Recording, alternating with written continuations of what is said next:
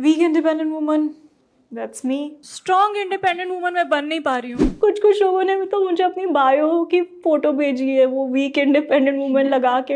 मैं सोच रही हूँ यार, सिर्फ मैं ऐसा फील नहीं करती थी, इतने सारे वुमेन फील कर रही है। और कुछ लड़कों ने भी मैसेज किया कि I am also weak independent man. तो my mom actually she is my strong independent woman. So why are you a weak independent woman?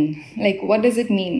Week independent woman यार, ऐसा कभी कभी फीलिंग आती है मुझे कि जितना मैं स्ट्रॉन्ग बनना चाह रही हूँ, ऐसा कि पूरा दुनिया चेंज कर देंगे, ये कर देंगे, वो कर देंगे, कभी कभी आपको लगता है कि थोड़ा थोड़ा हल्के में लेना चाहिए, क्योंकि थोड़ी थोड़ी आप वीक हो। And I actually left home when I was 16-17, 11th की पढ़ाई के लिए मैं फिर दिल्ली शिफ्ट हो गई थी। तो ऐसा मेरा हमेशा से रहा था कि मैं बहुत इंडिपेंडेंट बनूंगी।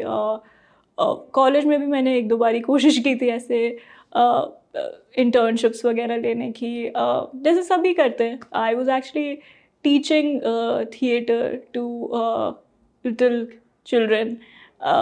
तो वो सब करने में मुझे लगता था कि बहुत इंडिपेंडेंट बनेंगे ऐसे ऐसे। फिर अब जॉब वॉब शुरू हो गई है, तो मैं थोड़ी जब लाइफ आप पे ऐसे चैलेंजेस थ्रो करती है कि फिर आपको लगता है कि थोड़ी तो वीक हूँ मैं। तो आई थिंक वहाँ से आता है कि अब मैंने एक्सेप्ट कर लिया है कि बहुत स्ट्रॉन्ग नहीं हूँ मैं, बट मैं बहुत वीक भी नहीं हूँ। मैं कोशिश करती हूँ पूरा कि हमेशा सब अच्छा रहे, पॉजिटिव रहूँ। So can you tell us about your journey from Bihar to Bandra? I was born in Patna. My mom is from Darbhanga.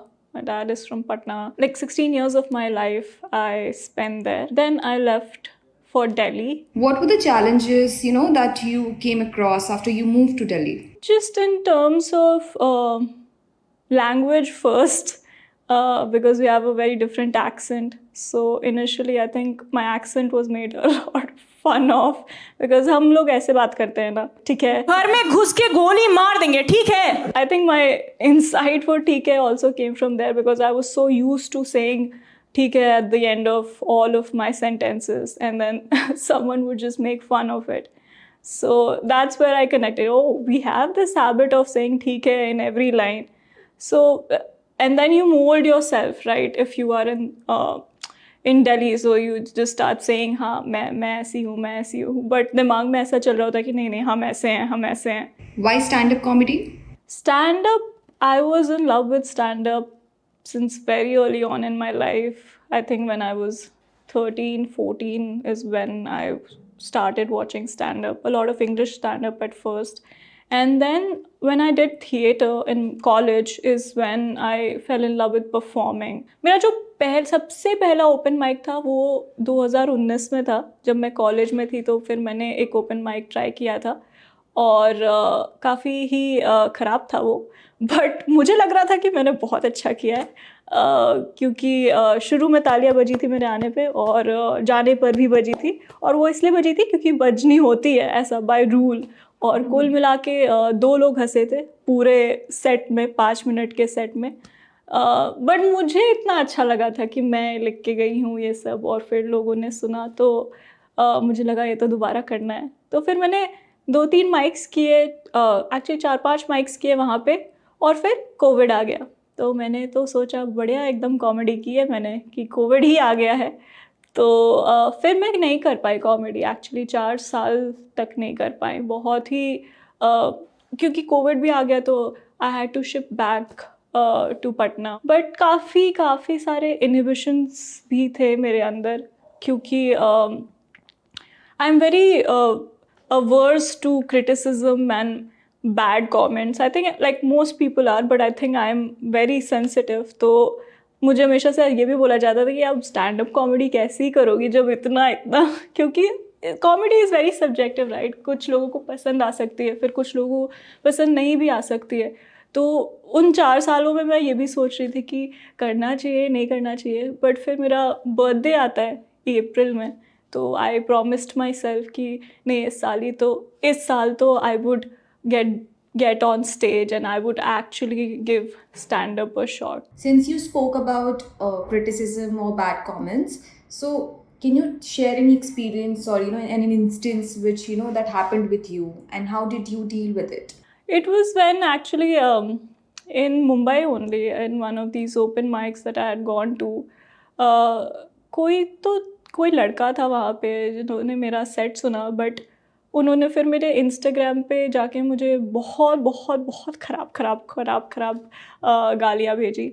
तो मुझे बहुत ही बुरा लग गया था, मैं तो बहुत ही रोई थी.